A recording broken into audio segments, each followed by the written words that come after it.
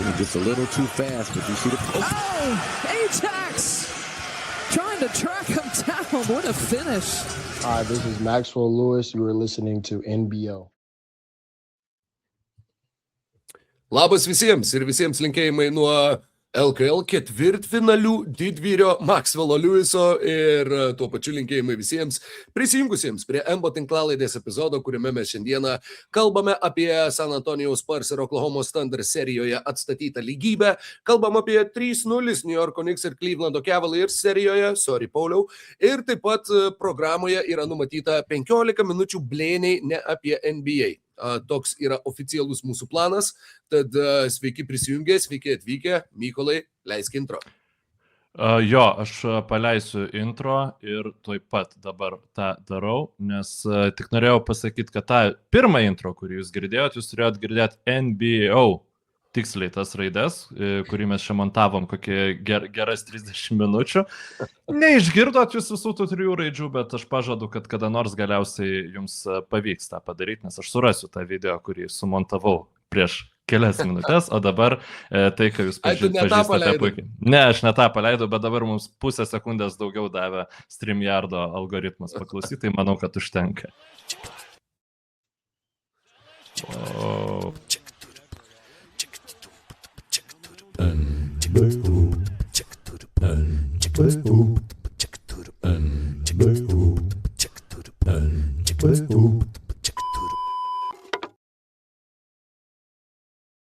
Būkite pasveikinti įsijungę NBO tinklalaidės 6-ąjį pirmojo sezono epizodą. Labai ambicingai skamba, kai esam užsirašę, kad tai yra pirmas sezonas, lyg žinotumėm, kad tų sezonų bus labai daug, bet neabejojam, kad taip ir bus ir tą tikrai sugebėsim materializuoti, kaip koks Laimonas Eglinskas pergalę prieš Vilniaus Rytą.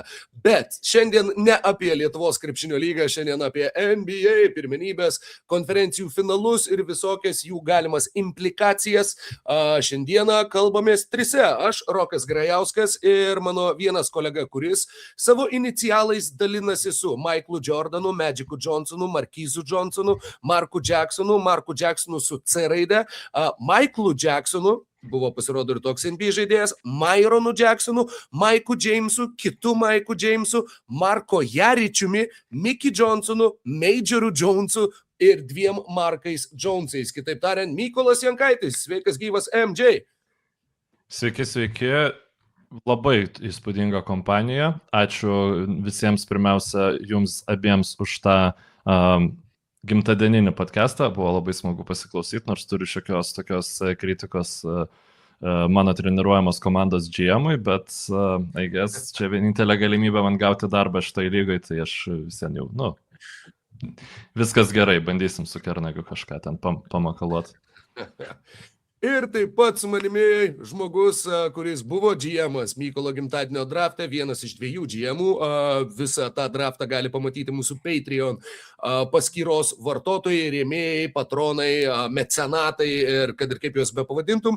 Ir taip pat žmogus, kuris NBA istorijoje dalinasi savo inicialais su Pytu Verhoevenu. Tai Paulius Viluckas. Įspūdinga, tikrai sveiki. Aš ką norėjau pasakyti, kad tai yra 6. MBO tinklalaidės epizodas, mes nežinom, kaip Rokas sakė, kiek tai ilgai tęsis, bet noriu pasakyti tiek, kad esu garantuotas, kad šitas podcastas truks ilgiau ir bus daugiau serijų negu vidutiniam britiškam seriale. Ok, ir netgi daugiau tikiuosi negu vidutiniškai konferencijos finalų serijose šiais metais. Tikėtina, kad mes tą žingsnį gal netgi jau pasiekėm, nes vidutiniškai gali būti, kad bus 5,5, taip aklų spėjimų šiandieną. Beje, Pauliau, jeigu tau labai įdomu, Pytas Verhoevenas žaidė nuo 81 iki 7 metų NBA lygoje ir buvo sunkus kraštas, kuris geriausiam sezone rinko 4,9 taško savo debiutiniais metais. Bet čia vienintelis žaidėjas su mano inicialais. Čia yra vienintelis PV. O kaip ieškojimo procesas vyko? Nes NBA žinau, kad players initials PV. Enter, Google. Ir Hoops Hype turi išsileidę tokį tekstuką Look up the NBA players with the same initials as you. Bet jis tiesa buvo išleistas 2018 metais. Tad nežinau, tiksliai galbūt jau ir pasipildė tas sąrašas, kadangi tai yra labai svarbus klausimas, tai aš gal savo jį ir užduosiu ir jį sugebėsiu atsakyti, kol jūs atsakinėsit į kitus mums aktualius klausimus. Ir patys aktualiausi klausimai. Jeigu tu galvoji, kad aš kažką kito bandau dabar atsakinėti, tai tu labai klysti. Na, tai tuomet the game is on, Mykolai, the game is on. Čia per ilgai bus, jo, tai manau, kad... Nežinau, ką tik tai po, taip sakant, greitos peržiūros galiu tave patikinti, kad iš tiesų tik tai vienas PV buvo NBA istorijoje netgi ir iki šių dienų. Jeigu sąraše aš jau mačiau Gundarą Vetrą, Janą Veselį ir Sašą Vezenkovą kaip V pavardžių nešiotojus, tai vadinasi tikrai tas sąrašas jau yra baigtinis. Jo, yra Normas Van Lyras, Pytas, Normas Van Lyras, tada pagal alfabetą eina Pytas Verhovenas ir Rašadas Vonas. Tada Ratko Varda. Nu ir galim, šiaip neužtruktumėm taip ilgai visas V raides perskaityti NBA lygoje, bet gal nedarysim to vardantų žmonių, kurie įsijungia mūsų podcastą ir tikisi turinio. Patko Varda galėjo būti geriau. Patko Varda. Nu, vat, galbūt bus Ratko Vardos sūnaus vardą reikės išsiaiškinti ir tuomet žinosim, ar turi Paulių vilčių artimiausiu metu sulaukti dar savo bendra inicialių krepšininkų NBA lygoje.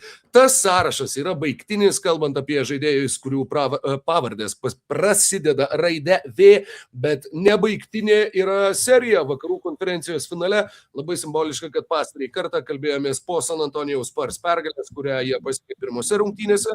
Ir dabar vėl kalbamės po San Antonijaus Spurs pergalės, tik tai jau ketvirtose serijos rungtynėse, kuriuose jie sugebėjo palikti Oklahomos Thunder su mažiau taškų negu Bemas Adebayo sumetė Washingtono Wizardsam. 103-82 Spurs laimi ketvirtąsias serijos rungtynes ir įspūdžių neabejoju, kad turite ir vienas kitas labai daug, tai gal pradėkim nuo Mykolo. Mykolai, ką labiausiai nori papasakoti žmonėms iš šitų rungtynių ar šitos serijos, ką slepia tavo monalizišką šypseną šiuo metu? Ne, šiaip tai, kas mūsų klauso šiek tiek ilgiau negu, nežinau, kas mūsų klauso tiesiog, tu žino, kad aš esu Arsenalo fanas ir kad man šitą savaitę ne apie NBA buvo, bet tiek tos. Labiausiai, žinok, man įstrigę yra, aš čia prisirašiau dalykų ir apie patį krepšinį, bet man šiek tiek nuogastauju iš tiesų dėl vietos, kur save yra įsispraudus pati NBA kaip lyga. Ir viskas iš to, kad buvo Game 1. Aš dabar, jeigu gerai prisimenu, tai Game 1 šitos vakarų konferencijos finalo, kažkas sako, kad tai yra ir NBA finalas, vyko per mano laisvadienį, pirmadienį, 18, arba, ne, tai vyko gegužės 18 Amerikos laiku, tai reiškia gegužės 19 mūsų laiku, ryte atsikėliau švęsti savo gimtadienio ir galvojau, nu va, čia pažiūrėsiu šitas rungtynes, bus žiauriai faina ir taip toliau. Ir kas žiūri rungtynes per League Passą, tai žino, kad yra reklamos iškerpamos. Nu, ta prasme, tu gauni tokią kaip ir koncentruotą rungtynių dozę ir, nu, taip teoriškai tai skamba žiauriai gerai. Sukarpytos rungtynės, vienas all-time playoffų grajų, ta prasme, nėra darbų, visa kita, nu, žodžiu, fantastiškas rytas. Ir bandėme žiūrėti su šeima tas rungtynes. Ir net ir iškarpytos rungtynės buvo realiai nežiūrimos, jeigu tu nesi puikiai susipažinęs su NBA, jeigu tu nežinai, kaip veikia NBA transliacijos, jeigu tu nežinai, ką stebėt, kur žiūrėti ir panašiai, nes tiesiog pauzių kiekis pirmajame kėlinyje yra, nu, jis yra nenormalus. Ir momentas, ta prasme, pažiūrėjus, pavyzdžiui, nu, tiesiog žmonėm, kurie nežiūri krepšinio, kad standartinis krepšinio vaizdas yra taip, kaip mes įsivaizduojam, tai yra, nu, kamera, ta telekamera ir vyksta krepšinis. Tai tu net nepasakytum, kad tai yra dominuojantis vaizdas rungtynėse, nes tu matai pakartojimus, tu matai, va čia pasižiūrėkim, kas čia buvo, nu, tuos vaizdus prieš ir po timeoutų. Ir jų buvo tiek daug, kad įsitraukti, užsikabinti yra žiauriai sunku. Ir jo, mes, sakykime, žinom, kad čia yra Vembanjama, kad čia yra Amazing, kad čia yra Thunder savo iššūkį pasitiko, bet žmogui nežinančiam viso to, per kada jis užsikabina, šiaip žmonės, kada užsikabina ant sportų kažkokių, per didžiuosius turnyrus, per geriausias rungtynes labai mažai kas užsikabina per ten reguliaraus sezono kažkokį grajų netyčia pažiūrėjęs. Ir tam šansų yra labai mažai, kai vaizdas yra tiesiog tokia beprasmybės košė, jeigu grįžtant prie mūsų analogijų.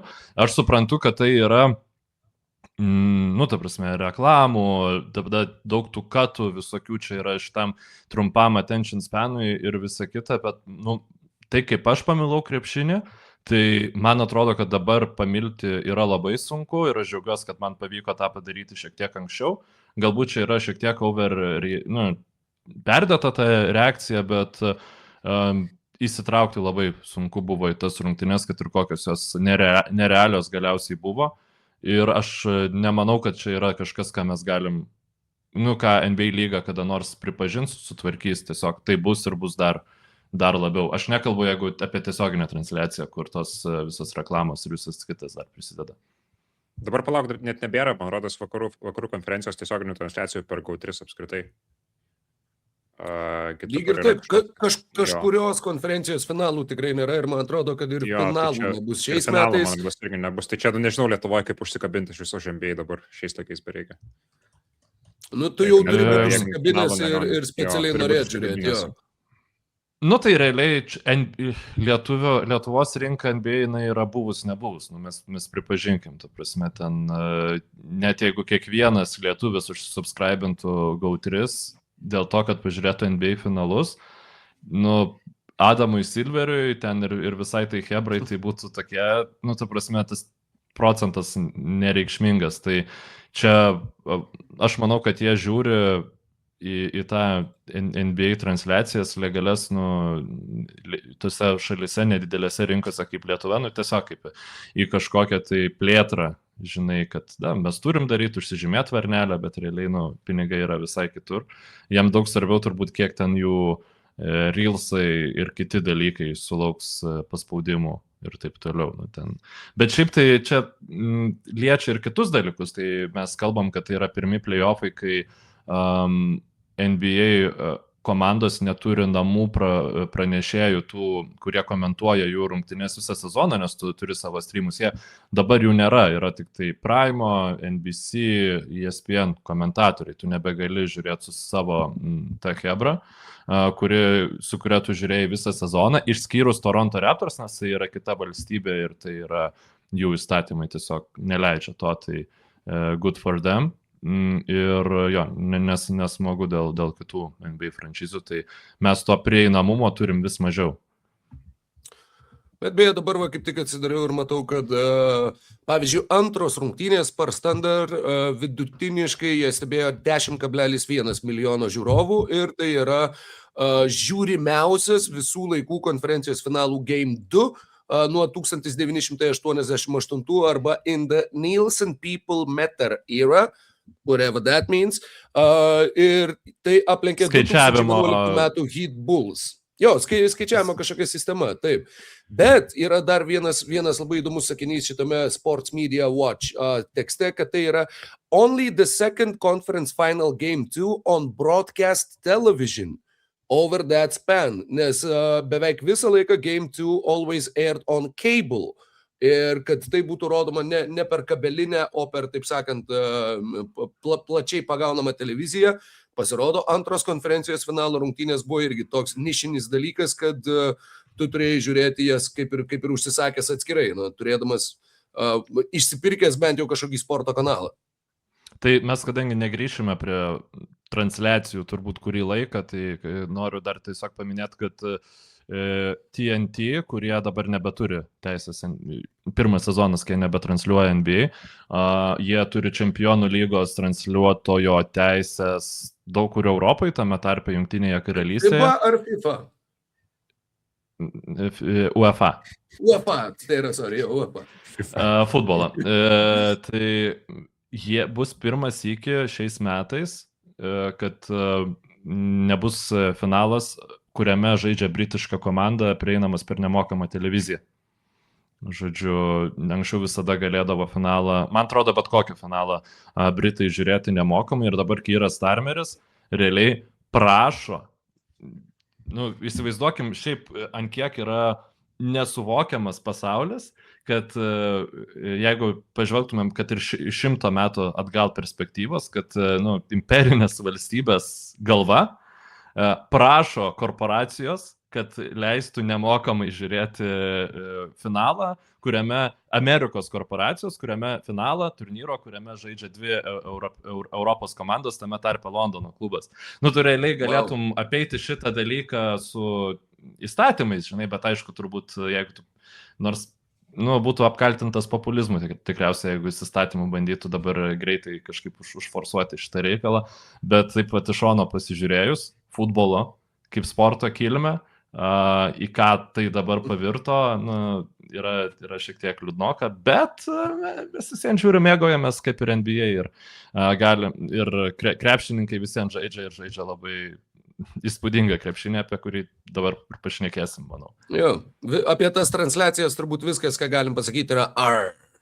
O kalbant apie krepšinį, tai Pauliau, klausyk, jeigu jau šnekam apie krepšinį, tai noriu kreiptis į tave, mano mielas Pito Verhoefeno inicialų nešiotojų. Žinau, kad net ir atsikirpai vieną epizodą, apie kurį norėjai pakalbėti. Būtent šitose Spurs ir Thunder rungtynėse, tai, taip sakant, analitikos kampelis tegul atveria savo duris ir žengia į pasą.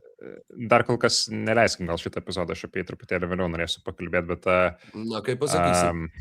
Gerai, nuo ko čia pradėti iš tikrųjų. Šiaip jo, galvojau, žinai, žiūrėdamas 4 rungtynės, kad turėsiu kažką labai įdomaus ir radikalaus pasakyti apie tai, kaip San Antonio Spurs 4 rungtynėse gynė Shai Gilgeous-Alexanderį, bet tada atsidariau Twitterį šįryt ir žiūriu, kad visi visiškai apie tai kalba, apie tai, kaip pirmas 3 rungtynės agresyviai blicinė ir dvigubinė Shai Gilgeous-Alexander, kiekvieną kartą, kai jisai persivarydavo kamuolį į antrą pusę, šį kartą Spursai nusprendė, gintis gerokai pasyviau prieš Oklahomos Thunder žvaigždę ir labiau 1-1 gintis tam, kad atimtų tuos laisvus tritaškius, kurie žudė tiek pirmose, aišku, pirmose rungtynėse San Antonijos nepražudė tie tritaškai, bet vis tiek Alekso Caruso 30 taškų yra ne kažkas, ką ne kiekvieną kartą pamatysi.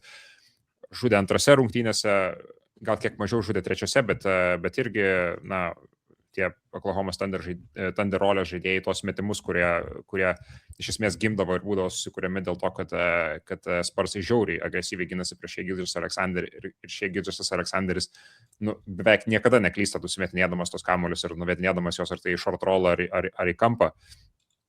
Tai pagaliau 4 rungtynėse atėjo tas adjustmentas, kur iš esmės San Antonio Spurs gynėsi. Negaliu sakyti, kad switch all gynyba, nes jie nenorėjo keisti su Viktoru Wembanyama, bet tas keitimas jis buvo nuo 1 pozicijos iki 4. Tai iš esmės Aleksas Caruso, Jaredas McCainas, Jaylenas Williamsas netgi, visi tie žaidėjai, kurie žudydavo San Antonio Spurs antrose ir trečiose rungtynėse, jie puolime buvo iš esmės nuliniai žaidėjai šitos rungtynėse ir iš esmės taip ir pakirto Oklahomos Thunder komandos San Antonijos šitos rungtynėse, tai jo, šiaip bendrai Spursų tikslas, sakyčiau, yra, kad pick and rollose kad Wembanyama pick and rollose gintųsi kaip įmanoma mažiau. Sakyčiau, čia yra vienas iš pagrindinių jų tikslų, ar ne? O Oklahomos tikslas yra padaryti taip, kad tose pirminėse gynybos stadijose Wembanyama kaip tik dirbtų kuo daugiau, kad čia yra turbūt net keli aspektai. Skamba liktų, kalbėtum apie Lietuvos rinktinės gynybą, kai Jonas Valančiūnas žaidžia. Realiai, jokio skirtumo, ar tu turi GOAT centrą gynyboje, žinai, ar ką, bet visiems tu stengiasi, kad pick and roll kažkaip kitaip pavyktų. Jo, bet čia matai, kai kitoj pusėje yra Shai Gilgeous-Alexanderis, tai tampa dar šiek tiek svarbiau, nes tada ta dropo, nes nėra turbūt kito žaidėjo, kuris geriau žudytų dropo gynybą negu Shai Gilgeous-Alexanderis. Tai Spursai šitą, ta prasme, netgi tose vietose, kai galiausiai kai galiausiai Wembanyama būdavo įtraukiamas į tą pick and roll gynybą, jie vis tiek, nusakyčiau, labai gerai jų gynėjai lipdavo per užtvaras ir tie žaidėjai, kurie yra ties alkūnė, jie labai gerai padėdavo. Ir netgi Shai Gilgeous-Alexanderis, netgi, ginantis 1-1, nedvigubinant jo, jisai vis tiek turėjo pakankamai tokias silpnas rungtynės. Ir iš esmės tai buvo mirties nuosprendis Oklahomos Thunder, nes iš esmės jau pradžioj buvo galima pamatyti 4 rungtynių, kad šitai komandai bus ganėtinai sunku, nes jos pagrindinis puolimas ir pagrindiniai taškai, pirmi 8 taškai šitai komandai atėjo iš Isaiah Hartensteino floaterių per Viktorą Wembanyamą. Tai yra naudingas ginklas, nes jisai gali išmesti, nes jisai tos floaterius išmeta iš pakankamai toli, jisai paprastai jos paleidžia iš tokios zonos, kur Viktoras Wembanyama mėgsta gynybai sėdėti šiek tiek giliau, arčiau krepšio negu tos zonos, iš kur Isaiah Hartensteinas mėto savo floaterius. Bet kartu tai negali būti tavo pagrindinis puolimo šaltinis, tai gali būti kažkoks tai ginklas, kurį panaudoji tu kartas nuo karto, galbūt ištraukia tą Viktorą Wembanyamą grinai iš pakrepšio. Isaiah Hartensteinas gali įmesti kokius 4-5 galbūt tos floaterius per visas rungtynės. Tai jisai, man rodos, kiek prisimenu, tai tos pirmus 4 įmetė rungtynių pradžioje ir toliau viskas ir pasibaigė jo puolimas.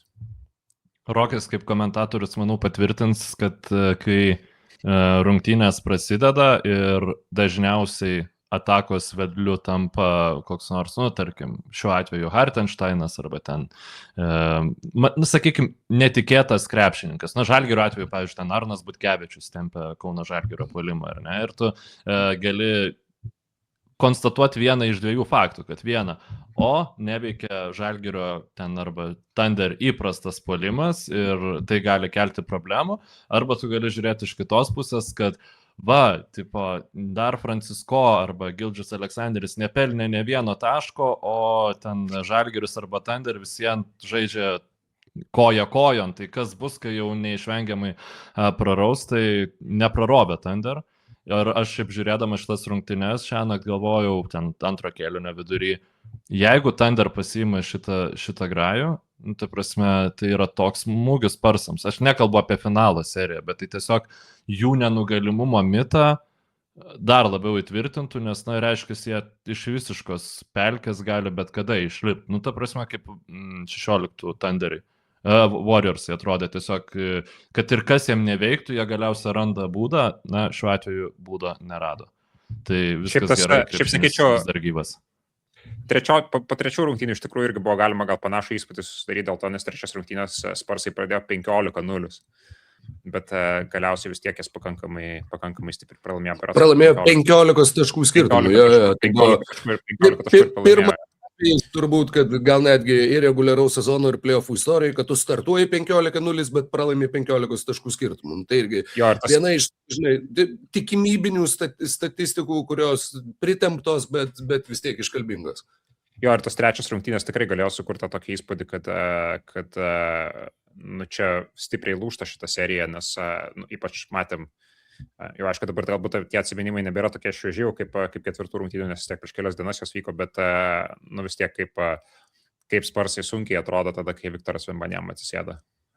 Vos tik tais, nes jie berods ir tą 15 taškų pranašumą pirmose rungtynėse irgi praktiškai per pirmą kėlinį sunaikino tada, kai Viktoras Wembanyama buvo atsisėdęs. Taip.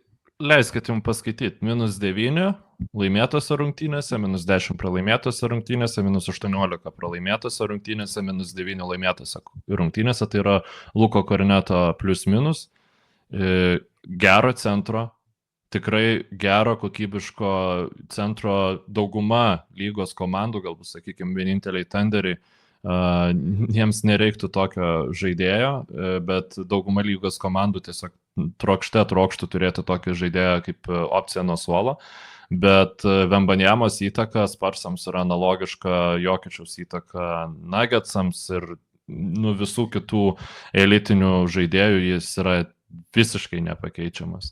Ir tiesiog čia gal šiek tiek ir su jaunumu Sparsų komandos susiję, bet žiūrėjau San Antonijaus Spurs krepšininkus, jie visi tokie atrodo, neįžeidžiant, bet nesubrendę dar šitai scenai, neturėtų jie varžyti su viena geriausių pastarųjų dešimtmečių komandų, ar ne, dėl vietos NBA finale ir galimai dėl titulų. Galbūt Harperis, tas pats Keslas, tavo nemėgstamas Vaselas ir kita Hebra, galbūt tai yra geri krepšininkai, bet jie neparodė dar, kad jie yra geri ir Viktoras Wembanyama tiesiog daro stebuklingus rezultatus, tikrai primena man taip tiesiog naratyviškai kalbant LeBrono ranus su Clevelando Cavaliers. Tai žaidėjai turbūt talentingesni, bet ir oponentai gerokai talentingesni negu Clevelandas tuo metu varžėsi rytuose. Kosmosas iš tiesų, kokią įtaką Viktoras Wembanyama turi. Tam tikrą prasme, gal netgi daro šiek tiek didesnį įspūdį negu tie LeBrono ranai, ypač 18 metus, kaip prisimenam, nes tu tiesiog, LeBronas vis tiek jisai buvo tas Aš kalbu apie iki išvykimo į Heat. Bet aš manau, kad tas pats galioja ir toms komandoms, ir 9-10 metų Cavaliers ir panašiai.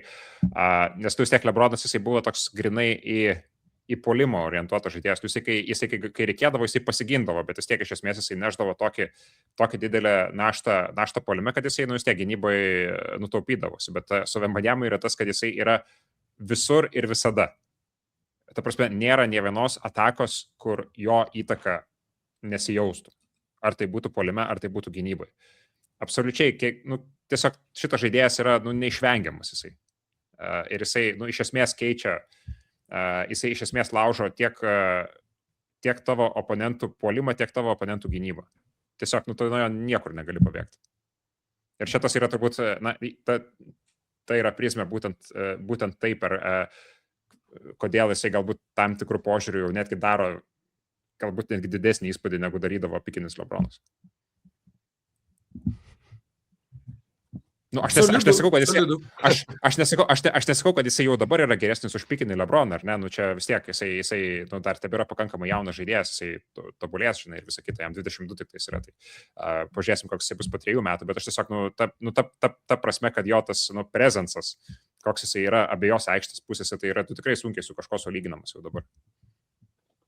Galbūt pasitikslinsiu taip, ką aš turėjau omenyje.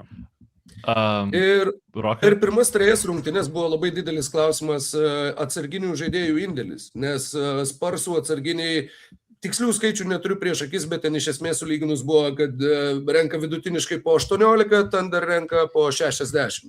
Iš akies visiškai turiu, bet ta prasme kontrastas buvo visiškai milžiniškas. Ir šiose rungtynėse tas pasikeitė. Įsikišiu šitoje vietoje, aš kiek atsimenu, transliacija įrodė, kad 3 rungtynėse Thunderio atsarginiai sumetė 51% visų komandos taškų.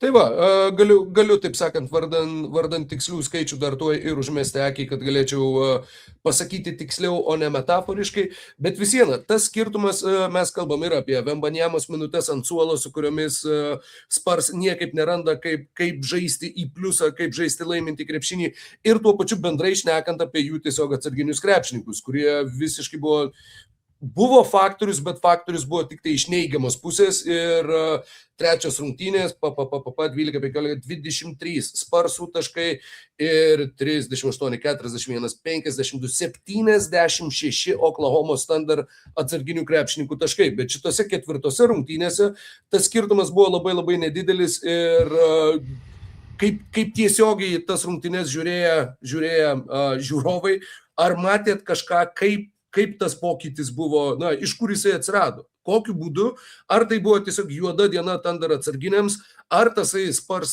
sprendimas kitaip gintis prieš Gilgeous Alexandrį tiesiog visą Oklahomos puolimą išmušė iš ritmo, ar tai buvo kažkokie kiti faktoriai, kas nulėmė, kad tas tokio ryškumo pranašumas staiga nebebuvo visiškai jokių pranašumų būtent šitoje 4 dvikovoje. Tai čia, manau, visiškai tas antras variantas yra, kad tas, aišku, reikia turėti omeny, kad čia yra ir tam tikri variacijos dalykai žaidžia, nes tikėtis, kad Aleksas Caruso žmogus, kurį tu palikinėjai specialiai prie tritaško, susimetinės kiekvienas rungtynės po 8 taiklius metimus, tai irgi turbūt nelogiška šiek tiek, bet apskritai čia turbūt neturiu dabar po ranką, reikėtų atsiversti, pasižiūrėti, kiek tarkim, Aleksas Caruso ar Jaredas McCainas išsimetė metimų 3 ir 4 rungtynėse, nes McCainas, pavyzdžiui... McCainas žaidė 4 rungtynėse iš viso? žaidė jo, bet šitas klausimas labai... Žaidė labai vienas iš 10 metimų ketvirtose rungtynėse, Jaredas McCainas. Tiesiog užtemimas. Trečiose rungtynėse jisai tiesiog turėjo absoliučią žalią šviesą mes kiekvieną kartą, kai gaudavo kamuolį į rankas. Tai yra akivaizdu, kad, nes ir šiaip principą, ar ne, jisai ir buvo į tos mainus Oklahoma Thunder, kad gautų Jaredą McCainą ir atliko tam, kad šitas žaidėjas išeitų su praktiškai vieninteliu tikslu puolime, tai yra mest kamuolį į krepšį, ar ne? Pauliau, galiu sustabdyti tave. Aš nesutinku, man atrodo, kad Oklahoma atliko šitus mainus, nes buvo tokia, taip, aišku, žinai, kaip, taip, post-controlled krepšininkas, už 100 eurų, kuriuos radau ant žemės, dėl to, kad man čia labai naudingai... Dėl to, kad galvoju, pagrindė maistui man praverstų. Ne, tu tiesiog pasiėmė 100 eurų, kuriuos tu radai ant žemės. Tie mainai. Buvo ir vienas iš dalykų, kurie vos nepasakiau Samui Hinkie, šitamgi dieve, Darylui Morey visiškai iškasė paskutinę duobę Filadelfijoje ir va jo vadovavimo laikotarpis ir baigės, nes tikrai nesuvokiama, plus irgi tas turtuoliai toliau lopsta, the rich get richer, dar vienas, atsakau, žaidėjas ant naujoko kontrakto, dar porą sezonų žaisantis už pakankamai minimalius pinigus ir Oklahomai dar gauti ir tą žaidėją. Būtent po trečių rungtynių, kuriuose jisai sumetė 24 taškus, tai buvo labai plačiai aptarinėjamas dalykas. Aišku, po šitų rungtynių su vienu iš 10 metimų gal kažkiek tai pritils, bet faktas, kad tai irgi vienas iš sezoną keičiančių visoje lygoje galiausiai ėjimų, kuris atliktas kaip cost control move iš Filadelfijos pusės ir Darylas Morey sakė, kad tiki, kad mes, žodžiu, pardavėm už didelę kainą, kai galėjom tą padaryti, arba sold high su šituo žaidėju, kur, nė pro kur neatrodo tai kaip sold high, atrodo kaip tiesiog irgi buvusiam kolegai, taip sakant, Samui Presti, dar vienas toks atiduotas, jums gal dar ir šitas pravers. Ir tokių ėjimų, šiaip kaip pagalvoju, buvo ir kitų šiame sezone, nežinau, už kiek gavo... Aha. Thunder yra kaip tie žmonės, kurie tiesiog pastoviai refreshina atiduotuvės grupės ir, žinai, ten nesvarbu, ką įkelia ir imu, paims, atvažiuoju. Žinai, ten.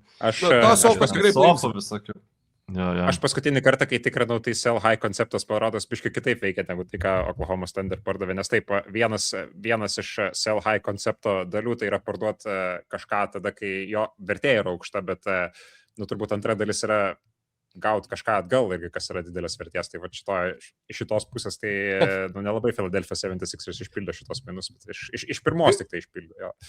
Kažką jo parduoti, ko vertė yra didelė, bet parduoti už gerokai mažesnę negu rinkos kainą ne visai taip veikia. Ne visai. Tai nėra sell high, mano supratimu. Galbūt labai techniškai, jeigu pažiūrėsi, tai yra sell high, bet tai nėra. Jie gavo šių metų pirmo rato šaukimą, pačių Oklahoma Thunder, tai vadinasi 30 šaukimą ir 3 antro rato šaukimus, taip sakant, kurie irgi dar priklauso nuo aplinkybių, nuo kurie atsidurs. Tai Nikola Jokičius buvo antram rate pašauktas, tai gal čia tiesiog big remove. Taip, už 3 Jokičius atidavė. Jo, bet ką aš norėjau pasakyti, kad Jaredas McCainas, jeigu mes pažiūrėsim... Atsiprašau. Ne, man labai smagu būtų, jeigu tikrai, tiesiog, 3 MVP pašauktų Sixeriai ir Darylas Morey. Po 15 3 Jokičius, kad Nikola ir abudu brolius, tuos mėsingus, tokius grėsmingus, visus 3 atidavė. Jo. Gerai, paviršau, kur buvau. Apie Jaredą McCainą, jo. Tai turbūt tas pats faktas, jeigu mes pažiūrėsim jau už to, kad Oklahoma Thunder atliko šitos mainus vien dėl to, kad buvo geras dylas, tai jeigu mes žiūrėsim grinai iš krepšinio pusės, kokią rolę šitas žaidėjas turi šitoje komandai, tai jo rolė yra tiesiog mest kamuolį į krepšį.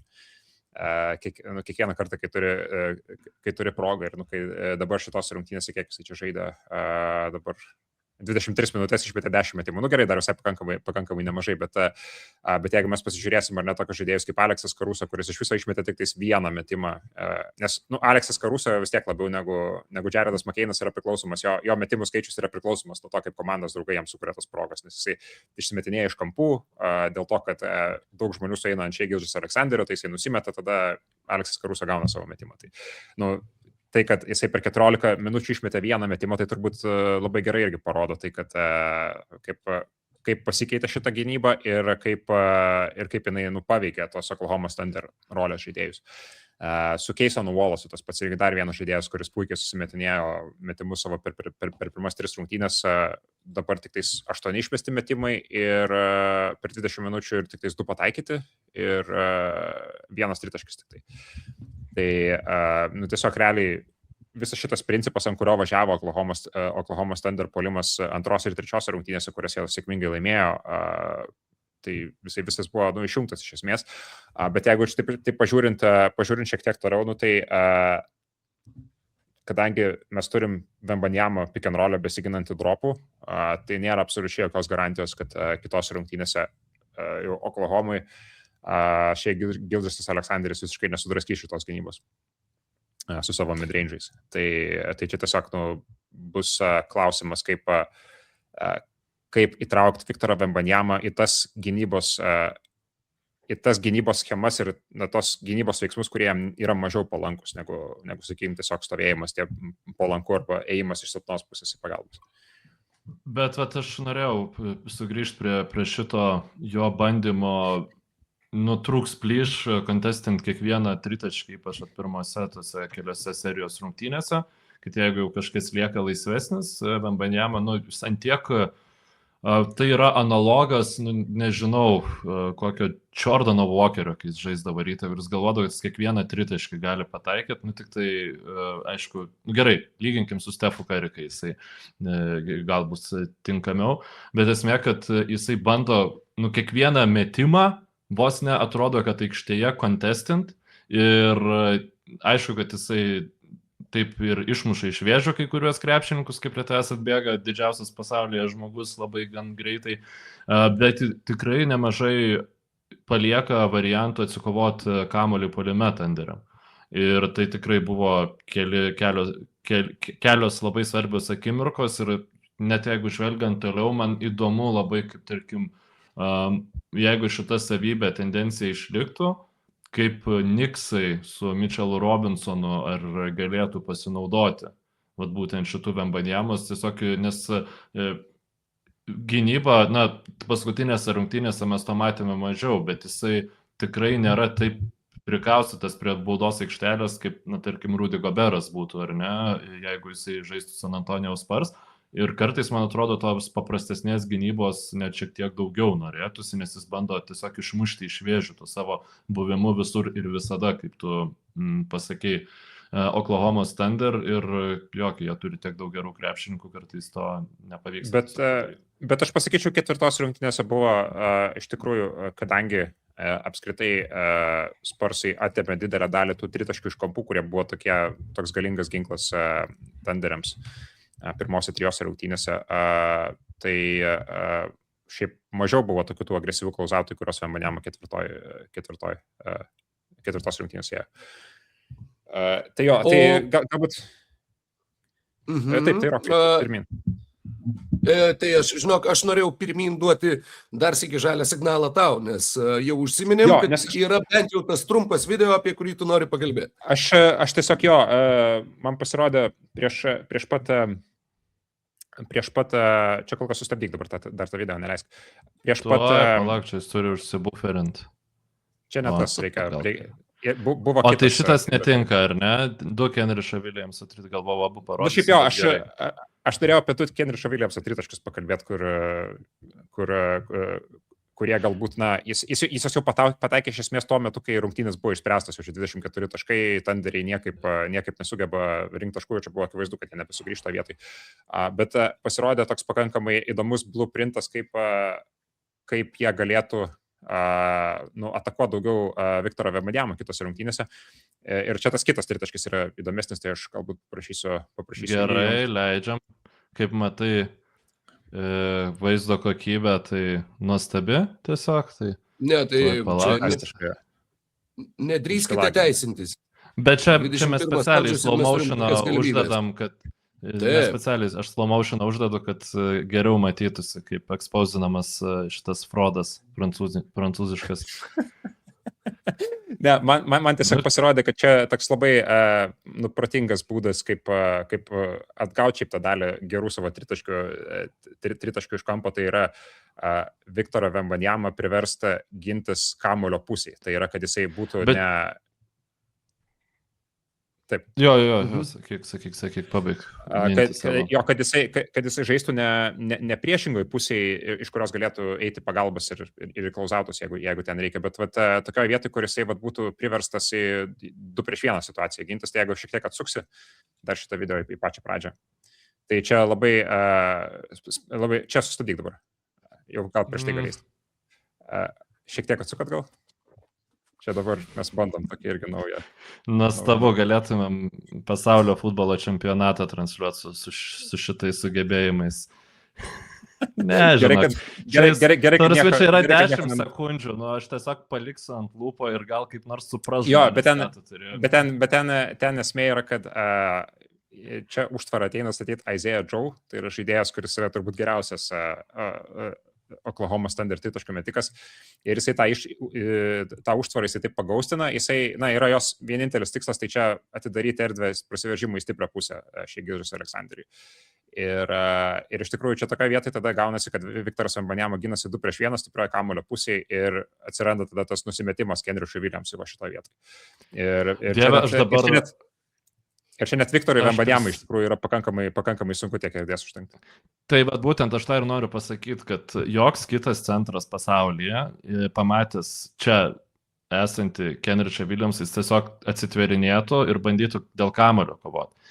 Wembanyama bėga kontestint beviltišką metimą, kurių mes matėm, kad per šį sezoną jisai nublokuoja ne vieną ir ne du, matėm ir play-offuose, bet taip jis palieka galimybę po krepšiu aukštesniems krepšininkams, čia dabar Williamsas yra, ar ne, bet jeigu būtų, sakykime, tikrai geri rebounderiai, atsikovoti kamuolį puolime, tai čia tiesiog tai yra jo savybė, jisai kaip geriausias Sparsų krepšininkas turi teisę tą daryti ir akivaizdu, kad Sparsai nori, kad tai būtų, bet man kartais atrodo, kad gal to būtų galima ir tiesiog susitaikė jau kitaip spręsti tas gynybos schemas, nes dviejų gynėjų pick and rollas tai yra absoliučiai nėra kažkokia tai naujiena ir yra tas nextinimas, kai tiesiog tu jau iš anksto rotuoji prieš tą užtvarą. Kalbėdamas, kai tu kalbėjai apie tą Isaiah Joe ateimą užtvaros pastatyti, aš atsiminiau, kai mes su Roku vis kartodavom tą naratyvą, kurio laukia visas NBA pasaulis, kaip Westbrookas ir Rockets atėjo, kad žaiskit 2-2.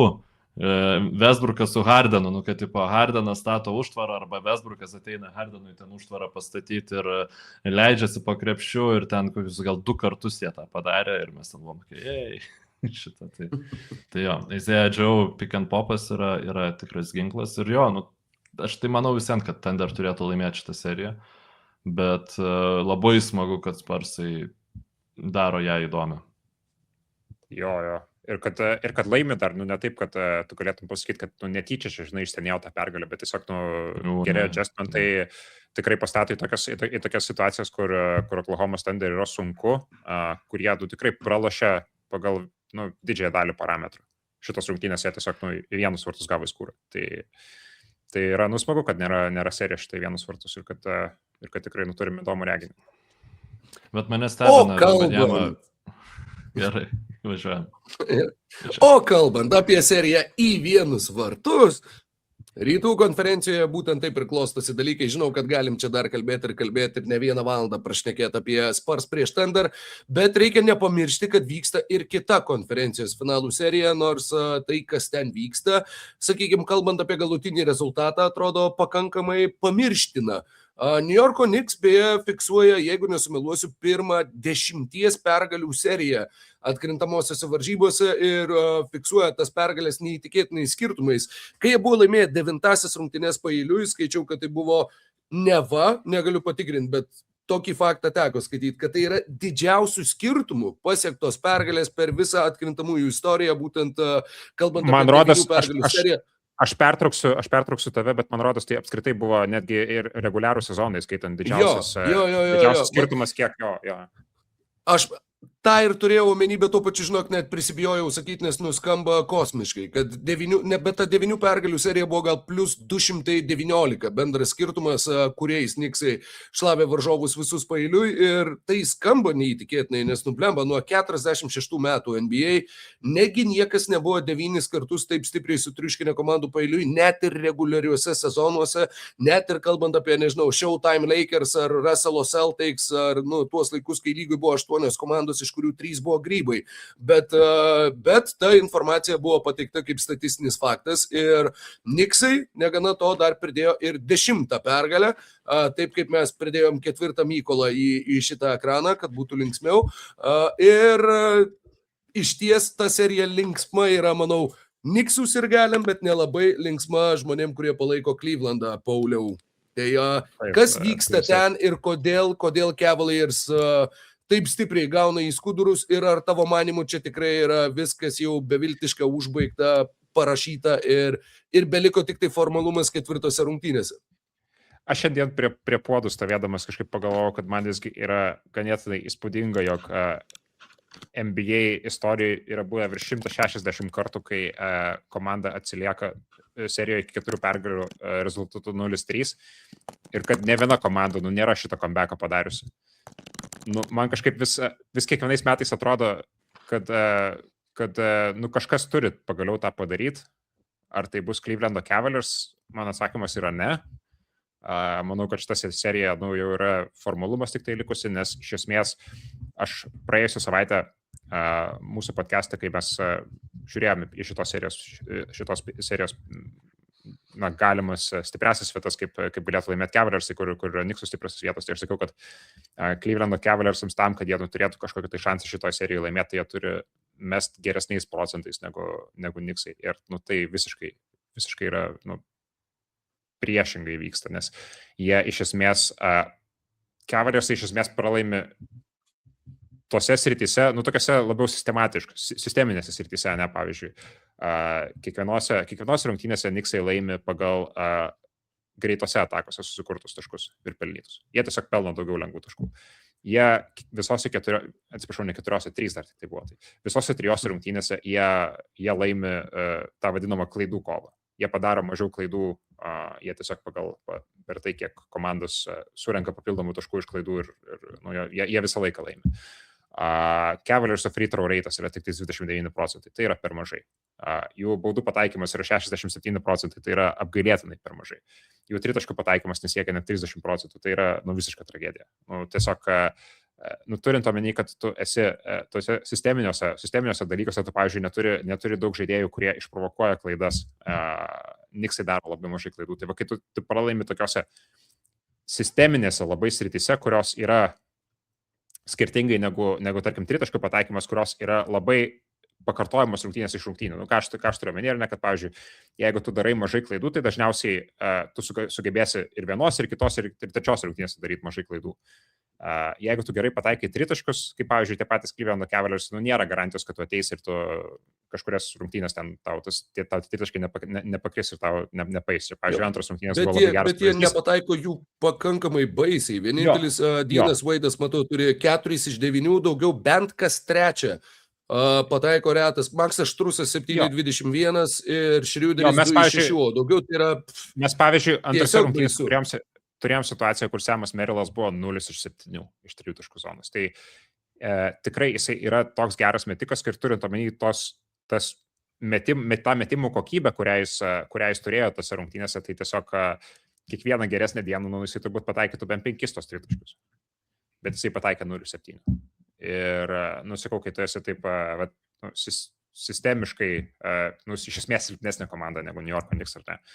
Ir kai tu dar nesugebi pataikyti, kai tu turi 17 klaidų procentų, kas yra antras blogiausias visose šitose playoffose. Tiesiog tu Aš suprantu, kad labai daug šitoje serijoje buvo kalbama apie pirmas rungtynės ir Cavaliers su tą visišką užčiaukinimą pabaigoje ir kaip Kenny Atkinsonas tiesiog žiūrėjo, kaip yra skrudinamas Jamesas Hardenas Jaylono Brunsono 8 izoliacijose per vieną kėlinį. Čia galima galbūt žiūrėti į tas rungtynės, sakyti, kad jeigu Cavaliarsai nebūtų taip žiauriai užčiaukinę, kad galbūt šitą seriją būtų kažkaip kitaip pasibaigusi, bet iš tikrųjų, Knicksai tiesiog yra stipresnė komanda. Aš nemanau, kad būtų labai didelį skirtumą padarę tai, kad Cavaliarsai būtų laimėtas pirmas rungtynės. Tiesiog yra kaip... Šiaip tai, atsiprašau, šiauriai gera analizė, labai gerai čia jūs pašnekėjot, nieko negirdėjau, aišku, tai nepykite, jeigu kartosios kažką, bet labai džiaugiuosi, kad podcastas vyksta toliau. Aš dar turiu vieną nukrypimą, kurį tikrai patransliuosiu jums, bet noriu pasakyti, žinai, dėl to pirmų rungtynių, turint omeny traumą, kurią Knicksai nešasi iš praėjusių metų, kaip jie rungtynės pralaimėjo ten visiškai beprotiškai po šito Haliburtono metimo ir ta serija nebebuvo tokia pati. Paskui man atrodo, kad negalima taip jau visiškai sakyti, kad Cavaliers yra tokie beviltiški, kad nebūtų tas momentumas jiem iniciatyvos atnešęs, žinai. Mes čia turim ir vietinėme fronte visokių pavyzdžių, kur pirmosios rungtynės gali labai suteikti daug pasitikėjimo. Jie nėra beviltiški, nes mes matėm, kaip atrodo beviltiškos komandos prieš Knicksus šituose playoffuose. Tai Cavaliers vis tiek, jie net kitos pralaimėtos rungtynės, vis tiek jie kažkokią tai kovą metą, ten nėra visiškai vienus vartus, bet tiesiog... Tai 2-1 yra analitiškai pagal Atkinsoną. 2-1 laimė. 2-1 Cavaliers su naudai, taip. Čia yra sakinys, kur tu tikrai turėjai jo pasigailėti vos į pasakęs. Čia yra Dejonion, čia yra, ta prasme, Saturday Night Live, aš nežinau, čia... Analitiškai tai mes laimim 2-1. Pasakytum to, ar Paulius tokį bairį, aš sakyčiau, hebra, čia net nejokinga, žinai, bet apie kokį morinį, nežinau.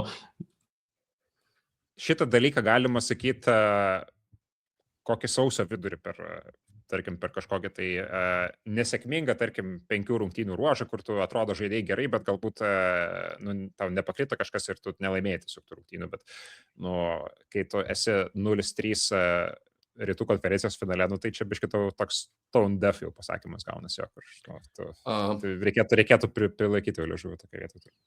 Šiaip primena tuos futbolo trenerius, kurie žino, kad juos atleis po sezono ir tiesiog šneka beleką. Tiesiog jau ten, pavyzdžių ne vienas ir ne du yra, ta prasme, duoda medijai turinio vieną po kitą, žinai. Ir čia panašu, kad taip yra. Kenny Atkinsonas jo 24-25 metų sezono geriausias NBA treneris, greičiausiai liks be darbo šį sezoną. Jeigu tu tampi geriausiu sezono treneriu, tai yra beveik pasmerkimas šiais laikais. Jeigu tu atsiimi tą apdovanojimą, kiek iš trenerių, kurie jį atsiėmė, tarkim, 3 sezonai po to dar dirba komandai. Iš pastarųjų tikrai labai minimalus skaičius. Irgi buvo geriausias metų treneris, ar ne? Irgi nebedirbo tam pačiam klube. Irgi nebedirbo, bet koks renesansas jo, eiktų savo. Bet čia, man atrodo, čia yra Maiko Brauno tiesiog duoklė tokia. Jisai, aš nežinau, kiek jis dar turi savyje tokių ranų, bet jisai kaip žibalas yra sezonui veikiantis. Jisai duoda tos ugnies su ta savo energija, su normalia tikrai taktinė baze, bet akivaizdu, kad kažkuriuo metu komandai tai pradeda nebeveikti, žinai, ir jinai nebe overperformina. Bet esmė, kad Knicksai, jie analitiškai žiūrint, ar ne, žiauriai gerai sukomplektuota komanda yra daug geriau negu ten Kingsai kada nors buvo ar panašiai.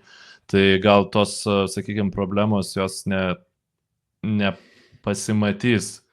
Ir Knicksai, jeigu šiemet nelaimės, galbūt jie dar turės šansą, bet aš noriu bet prieiti prie to, ką norėjau nuo pat podcast'o iš tos pradžios pasakyti, kad nieko aš taip nenoriu, kad seniai taip nenorėjau, kaip kad Knicksai laimėtų šiais metais NBA čempionų žiedus. Pala. MF. Šią savaitę Arsenalas tapo čempionais ir tu sakai, aš nieko taip seniai nenorėjau. Ai, gerai. Okay, fair enough. Nes čia jau buvo, žinok, aš jau buvau taip Ne, sakant, aš daug dalykų labiau norėčiau, aš ten ir judimą. tam tikrų valstybės lyderių, tam tikros komunikacijos kriziniais momentais aš norėčiau tikrai labiau negu Niksų pergalės, bet šitam mažam burbule, kurį mes turim, žinai, tai man tikrai tai yra labai svarbu. Ir pasakysiu, kodėl. Tai Thunderiai, žinoma, jie yra tie NBA blogiukai, jie yra tas defaultinis laimėtojas, kurio tu nenori, kad laimėtų, nors kai kurie žmonės būna, kad kaip tik nori, kad jau laimėtų tos komandos, kurios turi laimėti, nes tada nekyla pavydas prieš kitas komandas, kurios laimė, bet čia jau visai kita tema. Čia aš kalbu apie Arsenalo pavyzdį, kai visas pasaulis palaiko futbolo City, nes tipo, jeigu City laimi, tai yra defaultinė pergalė, taip turi būti, ten turtingi ir visa kita. Jeigu Arsenalas laimi, tai... finansinių pažeidimų. Taip. O jeigu Arsenalas laimi, tai tada tu ieškai pasiteisinimų ir tu vietoj to, kad... Ne, čia ne dėl to, čia yra tiesiog, kad juokinga, kad Arsenalas vėl pralošė. Čia yra, manau, kad tik tai iš to. Ne tiek žmonės nenorėjo, kad Arsenalas laimėtų, kiek žmonės tiesiog laukia, kad, kaip jie šį kartą vėl sugebės nelaimėti iš labai gerų pozicijų. Tai manau, kad čia tas comic relief labiau veikia. Rokai, jeigu žiūrėtume pirmą sezoną 23-24, kai ar tai čia buvo ar antras sezonas, kai antri liko, bet tiesiog tas, net ir buvo Twitter'e apklausos, kas tu norėtum, kad laimėtų ten ar City, ar Arsenalas, ir ten net ir Manchesterio United, pavyzdžiui, fanų klausė ir visi City palaikė dėl to, kad priežastis paprasta, kiek City fanų pažįsta žmonės? Nieko nėra, ta prasme, nėra tą klubą palaikančių žmonių, tai yra 15. 50, žinai. Tik paleido šlepetį į ekraną, tavęs klausydamas. Tai jisai yra žmogus vienas iš 15, žinai, ir 115, tebūnė, žinai, bet, ir Arsenalo fanų, Liverpoolio fanų, Manchester United, tai man irgi psichologiškai, jeigu United, pavyzdžiui, dabar ten su Kereku kitą sezoną varžytųsi dėl trofėjaus, žinai, prieš tą patį Manchester City, tai irgi tu nenori matyti tų 30 žmonių, žinai, kurie palaiko Manchester United vėl išsitraukiančių tas savo šypsenas ir tiesiog palaikai tą defaultinį nugalėtoją. Tai man atrodo, su Thunder gal nebent tai panašiai yra, bet grįžtant prie NBA. Yra Thunder, kur aš kaip neturintis asociacijų su kažkokiam kitom komandom, aš noriu, kad jie pralaimėtų, nes tai yra tiesiog įdomiau. Tada yra tas visas jų krepšinis, kurį nėra, kad jis labai gražus, kurį jie žaidžia. Ir realiausias pretendentas juos nugalėti yra San Antonijaus Spurs. Aš nenorėčiau, kad San Antonijaus Spurs iškovotų čempionų žiedus šiemet. Kodėl aš to nenorėčiau? Dėl to, kad man šita komanda nereiškia absoliučiai nieko. Man tai yra Viktoras Wembanyama, kurie žinau, kad tai yra vienas geriausių krepšininkų lygoje ir tai yra daugelis krepšininkų, kuriuo aš nemačiau feilinant normaliai. Aš nemačiau jų susigniužusių, aš nemačiau jų...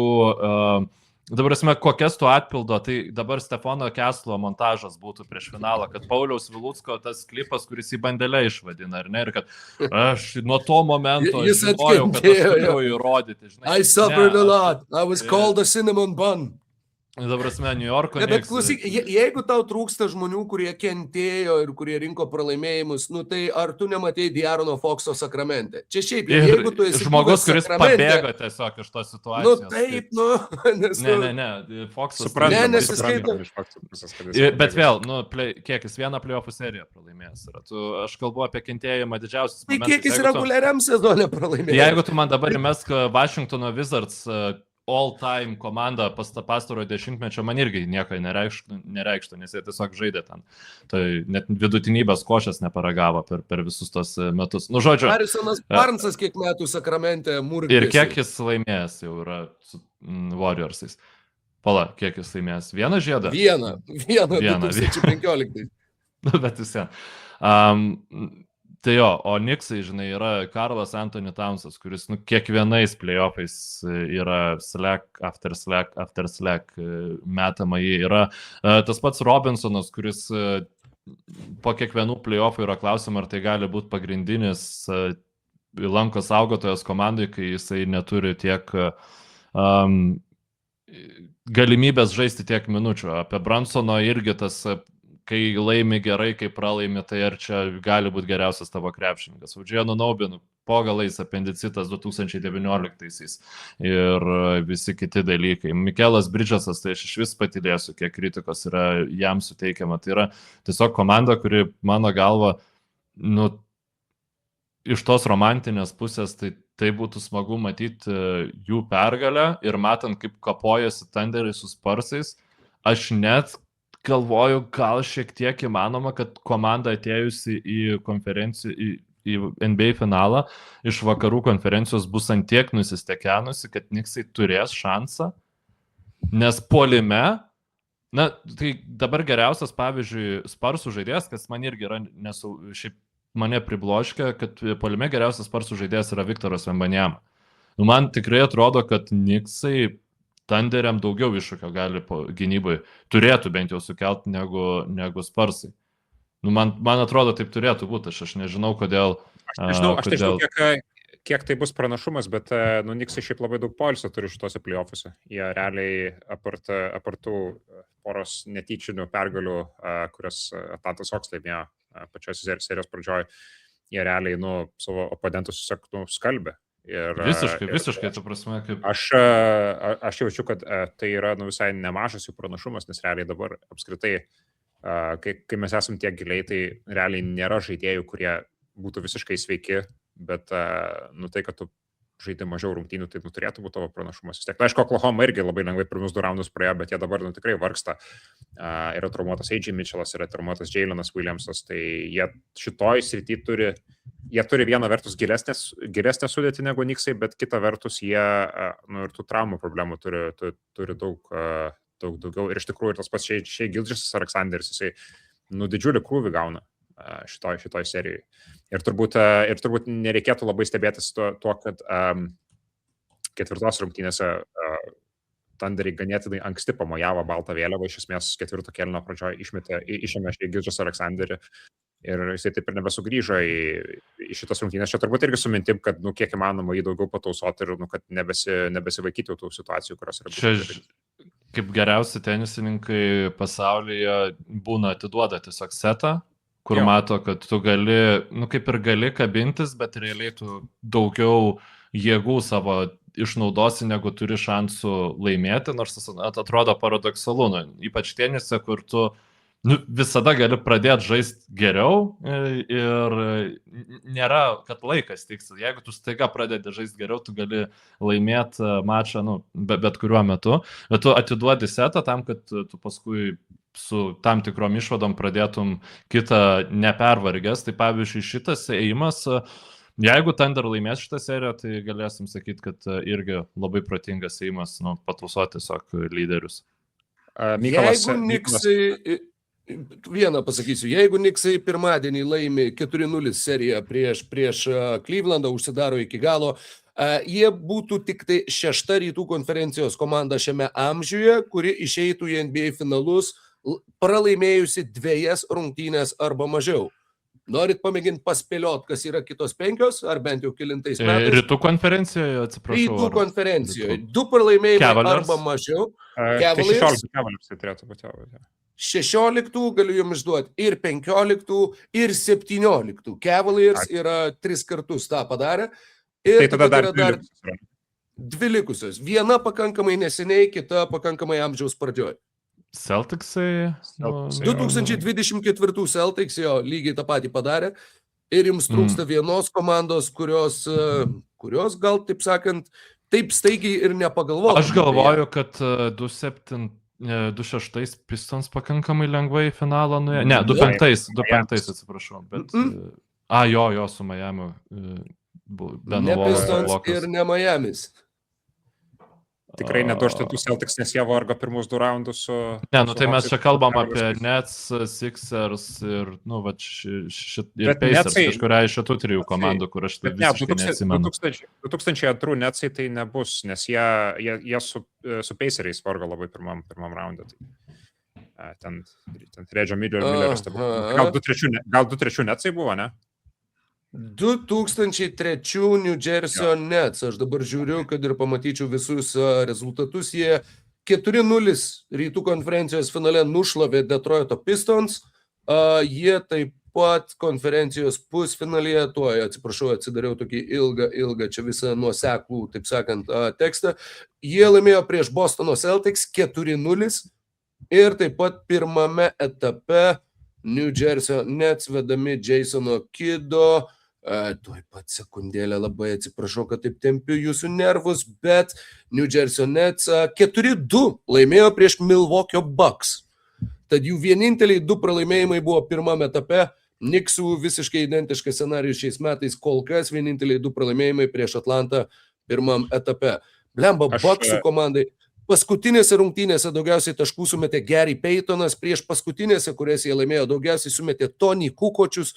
Wow, tai buvo 2003 Milwaukee, štai prašau. O ten buvo ta fatalinė Bucksų komanda, kur išsimainė, gavo kažkaip jau visiškai seną Gary Paytoną, už tai Ray Alleną jis pakeitė. Nu, dabar asme, čia čia tas pats, kas nunešė, Jayleną Brunsoną išmainytų į Jamesą Hardeną. Žinai, nu gerai, Paytonas daugiau turėjo finalų sėkmės, bet, ta prasme, playoffų sėkmės, bet, principas, ta prasme, trajektorijos, bet ten, aišku, neišmainė šiaip savo, ten buvo niuansų.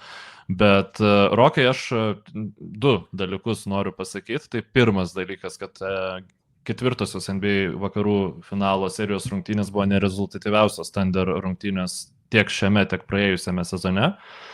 Nebuvo mažiau 90 taškų įmetę iki šiol Oklahoma Thunder per daugiau negu 160 rungtynių sužaistų per tą laikotarpį. O kitas dalykas tai yra vienas RG inicialais pasidabinės krepšininkas žaidžiantis šiuo metu lygoje. Jeigu iškart nežinai, kas jis toks, aš tau paskaitysiu kitus, kažkada žaidžius. Taip, Rudy Goberas. O šiaip dar yra Rekuanas Grėjus, Rysas Gainsas, Reggie Giri, Richie Gerinas, Ricky Greenas, Ricky Greisas, Ronas Grandisonas, žinoma, Raulandas Geretas, kaip be Rubeno Garceso, vienus metus žaidusio puolėjo iš Providence universiteto NBA lygoje. 2001. Dar Garcės. Tada Ryanas Gomesas, irgi Providence, beje, auklėtinis. Ryanas Gomelskis. Ir paskutinis, turbūt po Rudy Gobero geriausias krepšininkas šiame sąraše, Rokai, ir noriu pabandyti. Jo bendravardis. Taip. Rudy Gay. Nu va, tai sakyčiau irgi visai skambus sąrašas. Bet Peter Verhoeveną aš labai džiaugiuosi, kad mes atsiminėm šiandien ir aš labai norėčiau dar ir vizualiai bent akimirką supažindinti mūsų žiūrovus su Peter Verhoevenu. Fantastiška tiesiog nuotrauka ir fantastiškas krepšininkas. Gerai, kiek jam čia metų mes galim patikrinti labai 20, aš spėju, galim pamatyti atspėti, aš spėju, kad 23. Jo, jis bus labai jaunas ir čia jam yra 25 metai. Žmogus, kuris gali atrodyti, Pauliau, kaip tavo tėtis. Realiai, jeigu dabar prisijungtų. Jeigu žilų plaukų šiek tiek atsirastų, tai jau prieš minus atrodytų. Pauliau, tu ant kiek dabar esi vyresnis negu Peter Verhoevenas toje nuotraukoje? Jam 25 buvo, ne? Jo. Tai aš 7 metais vyresnis. Kaip fucking 80s, man, kai visi atrodė Camp 5, kur žmonės gimdavo jau apie Trackio ir tada... Aš tikiu, kad jis šitoj nuotraukai yra po 6 savo pakelio tą dieną nufotkintas cigarečių, žinai, ir pakeliui link 3 alaus, žinai, ta prasme gyvenimas vis šiek tiek kitoks buvo. Kremo nuo saulės tikiu, kad irgi tikrai Verhoevenas nėra tepęsis niekada gyvenime, nepaisant to, kad iš kur jisai kilęs, dabar galvoju. Kaip ir amerikietis, bet jo pavardė tai tikrai yra olandiška, 100%. Ne, bet... Olandiška, belgiškai, sakyčiau. Jis iš Kalifornijos yra, tai jeigu Pembelintaisiais gimęs žmogus iš Kalifornijos SPF-o, žinai, nesitepa, tai keičia šiek tiek kompleksiką veidą. O žiūrėk, Bet- galim gal... Nesidėbė SPF, o jis pats buvo SPF, super power forward. Yes, O sir. galim pabaigą gal šiek tiek apraudot dar Clevelando Cavaliers šitos eros pabaigą, nes tu panašu, kad... Viskas jam. Kad nu, kažkokia forma tai jau tikrai bus viskas. Čia nėra... Ko labiausiai pasiilgsi? Gerų vaibų, kurie buvo pirmam sezone po to, kai Evanas Mobley atėjo. Dean Wade ir Sam Merrill. Ne, nebuvo nei Dino Wade, nei Samo Merrillo tada, bet... Čia dar tiesiog, Sexland buvo tuo metu, ar ne? Jo, Colin Sexland Sexton. buvo, jo. Ir Sex Love dar irgi buvo, nes Kevinas Lovas irgi buvo. Bet šiaip man atrodo, kad čia yra, nu, vat, NBA franšizės fanui tas vos nesmagiausias laikotarpis, nes kai tu pasidarai jau normalus kontenderis, net jeigu tu laimi tos žiedus, tai jo, tas mėnuo, kai tu laimi, tai yra fantastika, bet bendrai viskas aplinkui yra spaudimas, kad tu turi laimėti. Čia, tipo, tave visi nori, nu, apdergti, ten, kad tu čia toks, anoks, ir panašiai. O kai tu iš tos vidutinybės košės žengi normalų tą žingsnį ir tu matai tobulėjimą kiekvienose vos nerungtynėse, nu, tą potencialą komandos, ir tu žinai, kad tu nelaimėsi nieko dar šį sezoną, ir viskas, ką tu gauni po reguliaraus sezono, yra tiesiog bonusas. Ir žiauriai smagu. Nu, tai Toronto Raptors, pavyzdžiui, šiemet. Nu, tai tiesiog žiauriai faina Cesar Raptors įstruoliai apturėjo. Kingsų tas pirmas sezonas su Mike'u Brownu ir vienintelis, kai jie į playoffs pateko. Nu, ten buvo, nu, fantastika. Nu, ta prasme, nieks nieko ten nesitikėjo. Nieko galiausiai ir nebuvo. Bet buvo tikrai smagus laikotarpis. Tai irgi yra labai svarbu. Faina, kad... Ja, žinai, kas yra, čia tai, ką tu pasakai, tai iš tikrųjų galioja, sakyčiau, visur gyvenime. Ir tai yra susijęs su vieninteliu dalyku – lūkesčiais. Jeigu tu turi lūkesčių, jeigu situacijoje atsiranda lūkesčių, atsiranda tikimybė, kad tu nusivilsi. Jeigu tu tų lūkesčių neturi, tu žaidi su monopolio pinigais, tu negali pralošti, tave gali nebent pozityviai nustebinti. Ir, žinai... Aš paauglystėj vakarėliuose, nebent pozityviai nustebintas būsiu. Tai irgi labai lengvas gyvenimas buvo. Su monopolio pinigais turėjau vienį čia, ar kaip? Taip, perkeltinė prasme kalbant. Jo. Perkeltinė, jo. Tai va, sakau, kol lūkesčių nėra. Aš realiai, kol reikia džiaugtis. Situacijai norėčiau pasakyti, kad atrodo, kad ypač tam dabartiniam NBA kontekste, tai tas žingsnis, nu jisai visą laiką turbūt tas paskutinis žingsnis būdavo sunkiausias, ar ne, pereiti nuo tiesiog geros komandos iki jau tikro kontenderio. Bet dabar aš pasakyčiau, kad nu, ta situacija yra tokia, kad tu tiesiog pamokėjęs nemažai pinigų 3-4 įsitvirtinusiam NBA žaidėjam, tu realiai ypač rytų konferencijai būdamas gali pasikelt save iki tokios komandos, kuri laimi namų aikštės pranašumą ir patenka į antrą raundą pakankamai nesunkiai. Pavyzdžiui, net Orlando Magic, kurie visiškai, atsiprašant, čia ne keiksmažodis, bet už anglišką žodį gal atsiprašau, bet fumblino šitą savo erą, jie vis tiek sugebėjo sumokėti brangiai 4 žaidėjams ir sukurti tokią komandą, kur jeigu ne Franco Wagnerio traumų, jie būtų į antrą raundą išėję. Ir man Cavaliers net to nepadarė ir išėjo į finalą. Jo. Tai Cavaliersai tai yra brangiausia sudėtis lygoj. Ir sakyčiau, tas faktas, kad tu esi brangiausia sudėtis lygoj ir esi, nežinau, kokia geriausia atveju, 4-5 geriausia komanda, bet čia geriausia atveju viso NBA. Jisai šiek tiek nuvilia turbūt. Bet čia jau tokiu pačiu geriausiu atveju, kad jau... Čia tokiu jau visiškai pačiu tokiu geriausiu atveju, jau gal net pritemptų šiek tiek jo. Ir tu supranti, kad viskas, tu čia atsimušiai į lubas. Tu realiai turi... Čia nėra kalba, dar nesisuko kalba apie rebuildą, bet čia sukasi kalba apie tą vadinamą retūlinimą, tai yra, kad kažką jau reikės keisti. Tu greičiausiai tas kažkas bus Jaretas Allenas. Aš manau, kad Clevelando Cavaliers turėtų labai rimtai galvoti apie Donovan Mitchellą iškeitimą tol, kol jisai dar turi vertę, nes jisai kitais metais, kitą vasarą galės pasirašyti labai didelį naują kontraktą ir ar tu nori šitam žaidėjui duoti tą kontraktą, aš sakyčiau, kad labiau ne negu taip. Ir jau kitais metais Cavaliers pagal tai, kiek pagal dabartinius kontraktus jie kitais metais yra įsipareigoję mokėti savo žaidėjams, jie vėl yra didžiausia payrollą turinti NBA komanda. Blitz quizas. Kokios dar yra 3 NBA komandos, kurios kitais metais, ir Cavaliersai kitais metais pagal dabartinius kontraktus turi savo žaidėjams 18 milijonų eurų per sezoną. Kiek? Tai čia yra 218 eurų. Aš eurų sakiau, dolerių turėjau menį. Jo. 218 milijonų dolerių. Galbūt buvai, kaip čia pasakyti, pagalvoju apie tai, kam mes transliuojam ir pakonvertinai viską. Ne pakonvertinai, 218 milijonų dolerių. Yra 3 NBA komandos, kurios yra įsipareigojusios mokėti daugiau negu 200 milijonų dolerių savo žaidėjams kitą sezoną.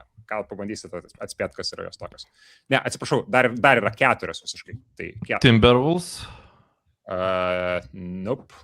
Timberwolves su Bet payrollas. spėjimas geras. Ačiū, Rokai. 189 milijonai Timberwolves yra kitam sezonui. Nu, va čia atsakymas, dėl ko Karlas Anthony Townsas buvo išmanytas. Nu, tai tebūnėja New Yorko Knicks, ne? Taip, nors New Yorko Knicks yra komanda, kuri kitą sezoną įsipareigojus mokėti savo žaidėjams 202 milijonų. Ir atsiminkim, kad Anunobi yra ant labai gero kontrakto ir Bransonas irgi peikatą pasiėmė. Mes abu. Okay, dabar pasitikslinau, yra 3 tikrai komandos, jo. Dar 3, kurių neatspėjot. Tai Dar 3, kurių neatspėjom. Sixers? Jie gal ir neturi. Bet jau mano būtų buvusi viena mintis. Denveris? Jo, Denverio Nuggets. Taip, Denverio Nuggets, labą dieną, Cristiano Brauno naujas kontraktas. 212 milijonų kitą sezoną. Ir mums liko kiek? 2 komandos liko dar. 2 komandos liko. Los Angeles Clippers. Ne, Clippersai 121 milijoną turi tik tai kitam sezonui. Tai Oi, Golden State Warriors, atsiprašau.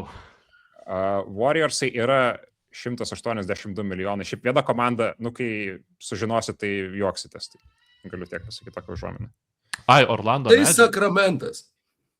Atspėjot abidvi.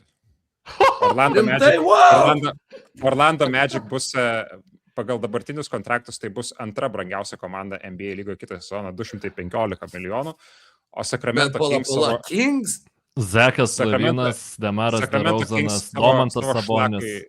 Kitais metais mokės 202 milijonus dolerių. Keeganas Murray turbūt irgi yra pratęsis kontraktą jau, ne? Tai ten kiti metai, 26-7, jo Lavino player option yra 49, Sabonis 45,5, Demaro DeRozano partially guaranteed 25,7, DeAndre Hunteris 24,9, Malikas Monkas 20,2, Keeganas Murray 24,1. Visi kiti yra rookie dealai arba tiesiog free agentai.